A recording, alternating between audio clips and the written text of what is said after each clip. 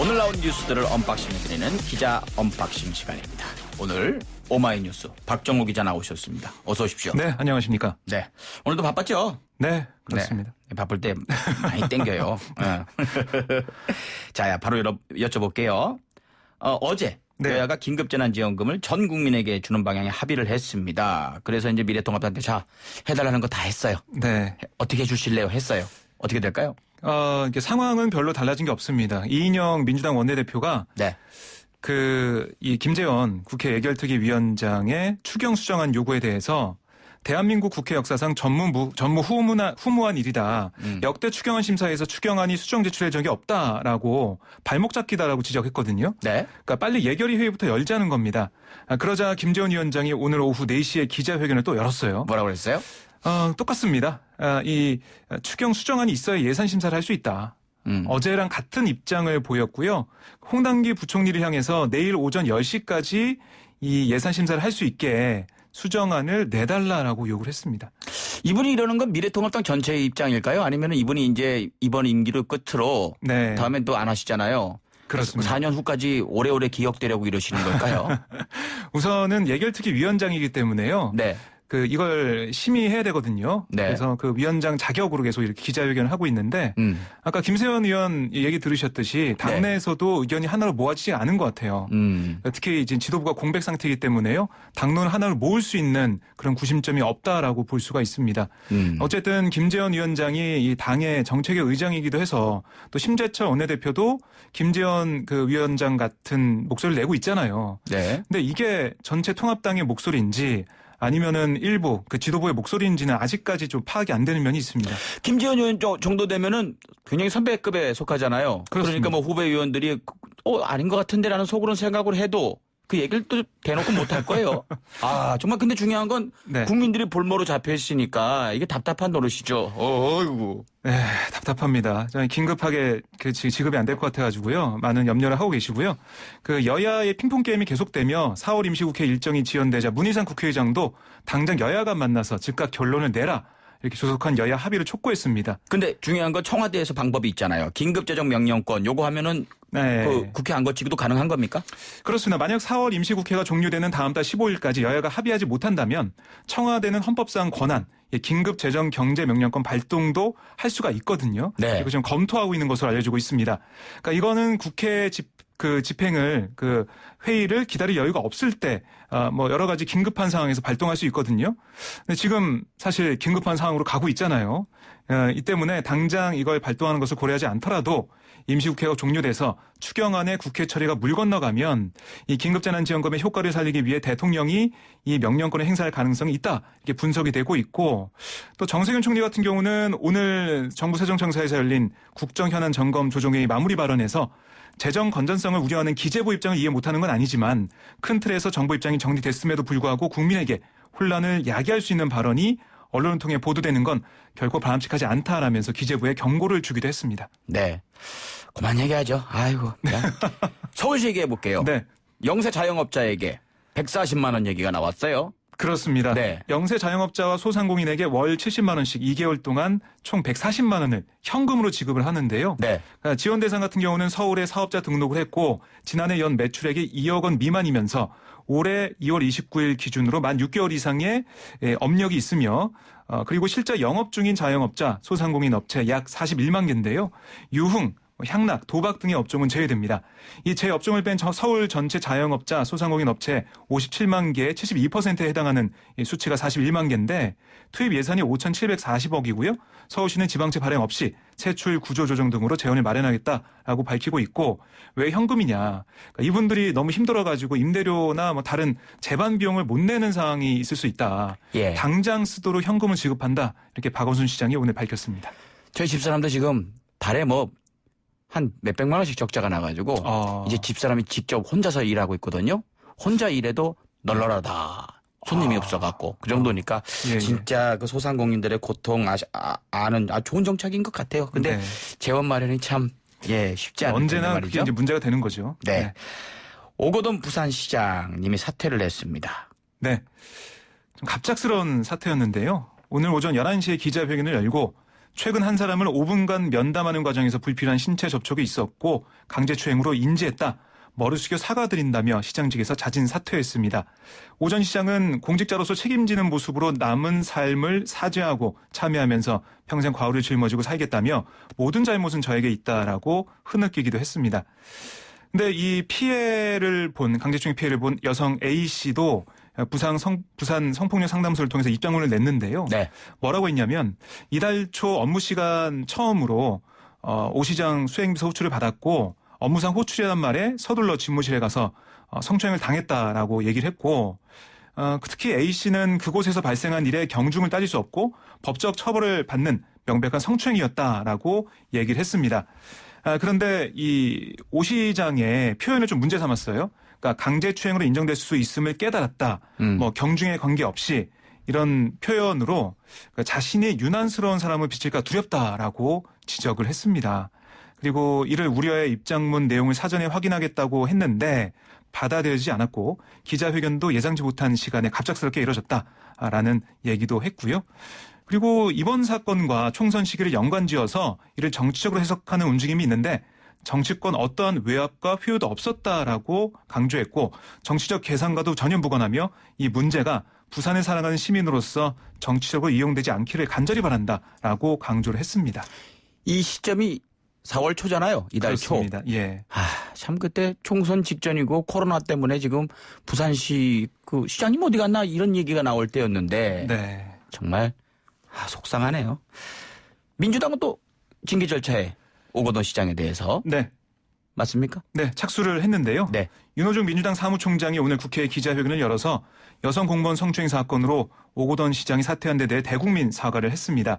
그리고 내일 중에 윤리심판원을 열어서 오 시장을 당에서 제명한다. 뭐 이런 방침을 좀 보이고 있는데요.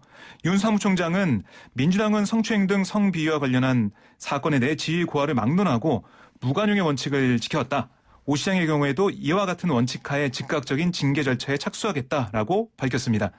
그러면서 이와 같은 일이 재발하지 않도록 당 소속 선출직 공직자의 윤리의식 강화를 위한 당내 교육 이런 제도적 예방 방안을 강구해 나가겠다라고 덧붙였는데요. 근데 뭐 일각에서는 아까 얘기한 대로 이게 언제 파악한 거냐 예전부터 알고 있었던 게 아니냐 뭐 이런 얘기가 나오니까 오늘 오전 9시 반 정도에 부산시당으로부터 보고를 받고 알게 됐고 그 전까지는 파악하지 못했다라고 윤호중 총장은 얘기를 했습니다.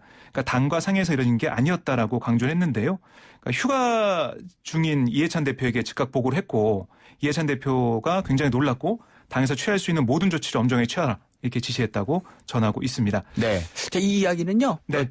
잠시 후에 그 공무원 노조 부산 지역 본부장님 전화 예. 연결해서 더 자세히 들어보도록 하겠습니다. 알겠습니다. 우리 박정희 기자하고 따로 할 얘기가 많아서 말이에요. 네네. 정부와 여당이 아동 청소년을 대상으로 한 성범죄물의 경우 뭐 제작하고 판매는 당연히 처벌을 하지만 네. 갖고만 있어도 다운만 받아도 처벌한다. 그렇습니다. 그러니까 오늘 당정협의가 있었고요. 이걸 거쳐서 정부가 관계부처 합동 디지털 성범죄 근절 대책을 심의 확정했습니다. 네. 그러니까 처벌은 무겁게 피해자 보호는 철저하게라는 원칙 아래 무관용 원칙 확립 또 아동 청소년 보호 강화 처벌 보호 사각지대 해소 중대범죄라는 사회적 인식 확산 4대 과제 아래 관련 대책을 추진하기로 했는데요. 네. 아동 청소년 성범죄물 제작 행위에 대한 공소시효를 폐지하고 앞으로 중대범죄에 준해 법정 형량을 높여가기로 했고요. 성범죄물을 찾아보는 행위도 범죄라는 인식 확산을 위해서 아동 청소년 성착취물 소지 행위에 대한 형량 현행 1년 이하 징역인데요. 이걸 확대합니다. 네. 그러니까 일단 3년 이하 징역으로의 상향을 추진 중이지만 하한을 두되 상한을 없애는 방안도 논의하고 있습니다. 와. 그리고 이 성착취물 판매기에 대한 형량의 하한을 설정해서 처벌을 강화하고요. SNS나 인터넷 등을 통해서 아동 청소년 성착취물을 광고에도 처벌하기로 했습니다. 그다음에 중대 성범죄 예비죄 음모죄를 신설해서 합동 강간이나 미성년자 강간도 중대범죄 취급해서 살인처럼 실제 범행까지 이르지 않더라도 준비하거나 모의만 해도 예비 음모죄로 처벌하도록 하기로 했습니다.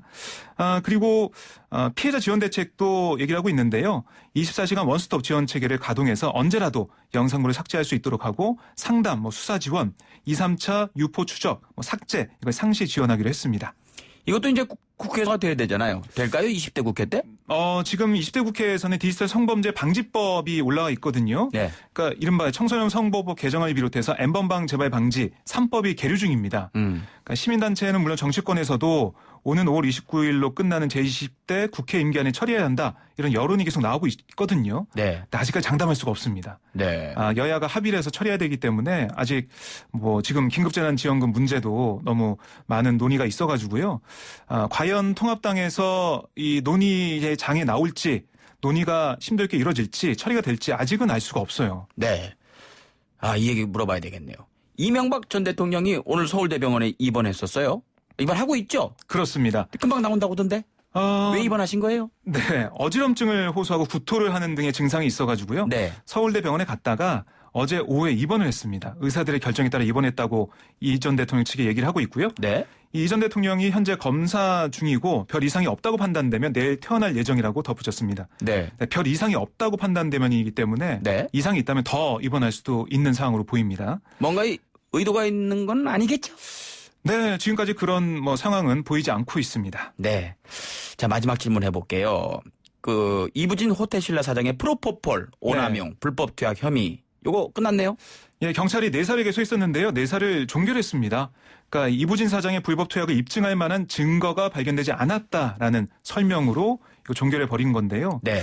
경찰은 2016년 이 사장이 병원에 총 6차례 방문해 시술을 받았고 그 과정에서 프로포폴이 사용된 사실을 확인했지만 의료분쟁조정중재원 등 전문기관의 감정을 의뢰한 결과 투약량이 오남용에 해당하지 않는다라는 회신을 받았다라고 얘기를 했습니다. 이게 내사 종결됐기 때문에 수사까지도 못 간 상황이 됐습니다. 네, 알겠습니다. 똑같은 잣대가 적용되겠죠? 다른 사람한테도. 네. 알겠습니다. 자, 지금까지 기자 언박싱의 오마이뉴스 박종호 기자였습니다. 고맙습니다. 네, 고맙습니다.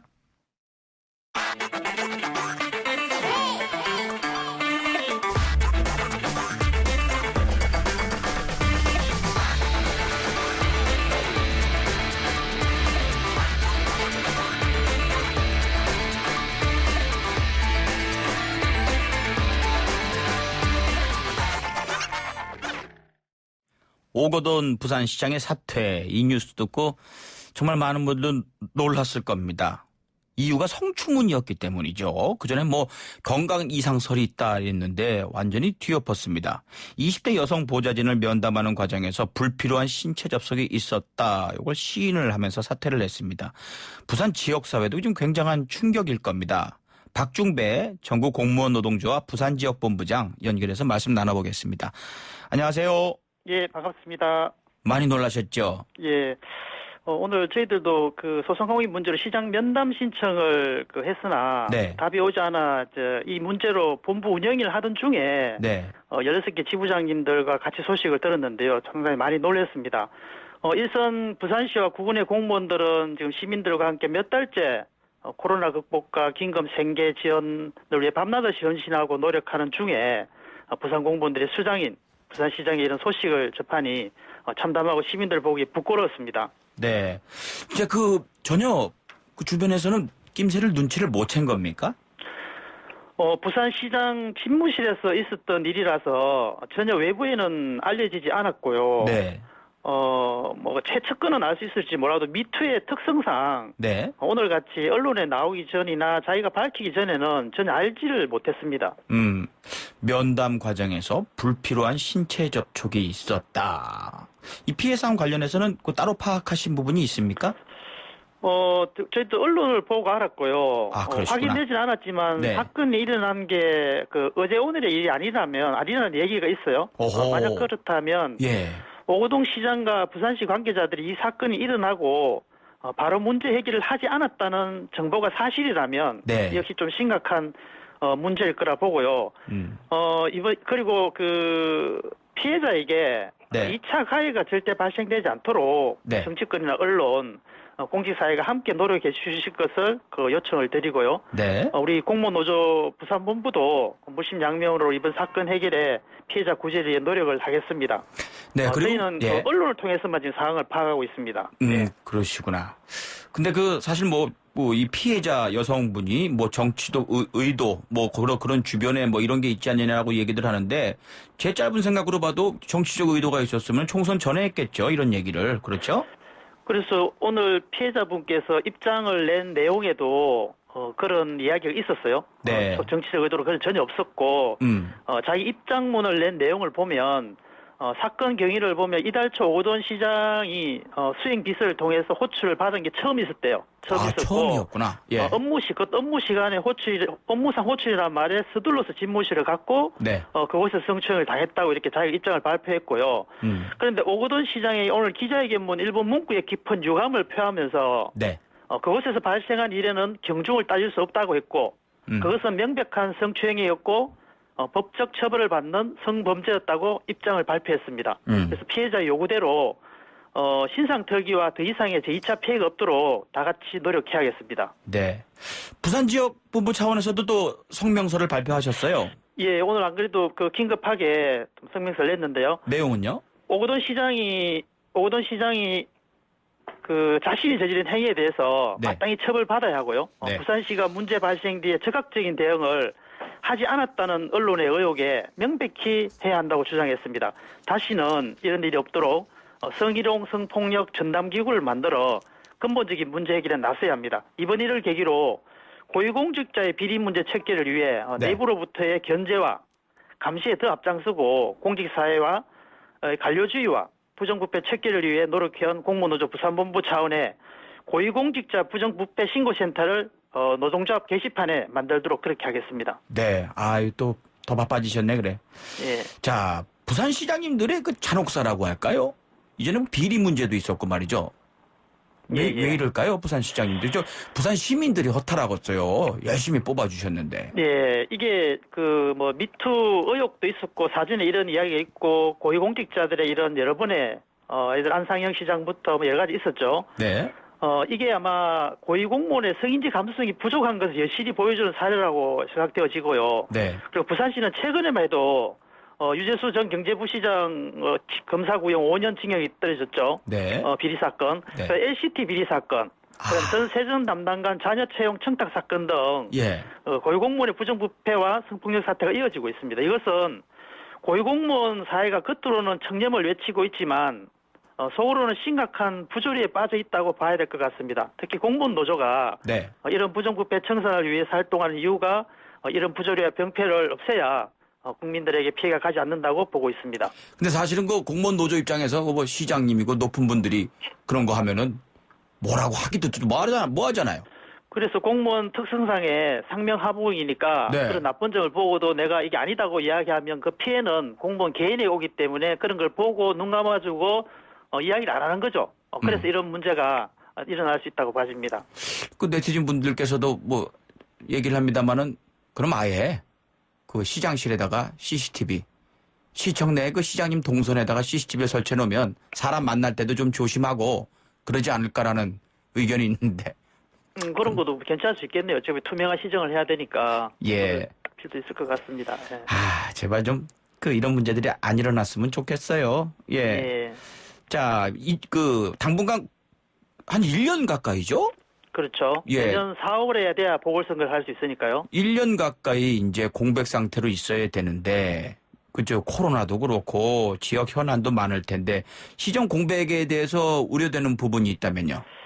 예, 지금 이 사건으로 부산 시민은 물론 공무원 사회 전체가 충격을 받고 있고요. 네. 업무 공백에도 큰 우려를 하고 있습니다. 일상적인 업무는 시스템으로 수행되면서 하지만 이제 선출직 공무원이 할 수 있는 창조적인 정책 결정 사항 이런 거 하기가 힘듭니다. 최근 예를 들면 최근 중구가 구청장이 선거법 위반으로 공석이어서 재난생계지원금을 결정하지 못하고 네. 총선 이후에 구청장을 새로 뽑고 나서 결정한 사례가 있거든요. 네. 그래서 광역시 단위는 더욱 좀 심하다 봐야겠죠. 하지만 또 공무원들이 있고 16개 구군 공무원들과 부산시 공무원들이 행정부시장 체제로 힘을 합쳐서 부산 시민들에게는 피해가 없도록 최선을 다하겠습니다. 네. 아무튼 그 시청 전체가 되게 분위기가 안 좋겠어요. 어때요? 그렇죠. 시는 직원들도 갑자기 이런 걸 알아서 상당히 분위기가 안 좋고 네. 다들 앞으로 어떻게 하지 하면서 걱정을 하고 그래도 우리 공무원이고 또 다 같이 힘을 모으면 어려움을 해결할 수 있지 않느냐 그렇게 보여집니다. 네. 자, 아무튼 본부장님도 좀 더 많이 일을 해주시고 역할이 더 중요할 것 같습니다. 고생 좀 해주시고요. 예. 네, 부산 시민들 말씀하신 대로 아무 걱정 없이 티나지 않게 잘 좀 예, 이끌어 나가시길 부탁을 드릴게요. 예, 감사합니다. 네, 오늘 말씀 예. 감사합니다. 예.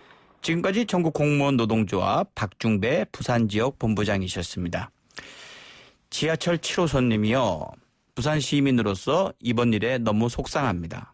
이건 진짜 그 공직자분들이 특히 선출직이신 분들은 진짜 이거 책임감을 가지셔야 되는데 뽑아준 시민들이 얼마나 속상하겠어요. 예. 그리고 용케이님이 코로나19가 한참일 때 방역에 힘써야 할 시장이 성추행이라니요. 엄벌 100개 해야 합니다. 라고 올려주셨고. 그리고 군청이라님. 민주당은 영구 제명하고 징계해야 합니다. 참 그 오거돈 시장이 정말 그 삼전사학이라고 하나요? 그리고 정말 고생 많이 하고 행정가로서 굉장히 능력도 인정받고 그래서 굉장히 많이 기대를 얻었는데 정말 저도 충격이 컸어요. 그리고 크리킨디님. 세상에 너무 충격적입니다. 라고 지금 글들을 올려주고 계십니다. 자, 아무튼 잠시 마음 추스르고 3부로 넘어가 보도록 하겠습니다. 잠시 공지를 좀 드려야 될 것 같아요. 예. 이동영 작가가 내일부터 온다고 합니다. 제가 예상했던 대로 집에 있었어요. 예. 집에 너무 있기 집에 눈치 보인다고 저한테 전화를 해서 금요일부터 하면 안 되냐고. 그래서 제가 흔쾌히 그렇다면 해봐라 이렇게 얘기를 했죠. 자, 2부 마치고요. 3부에서 뵙겠습니다.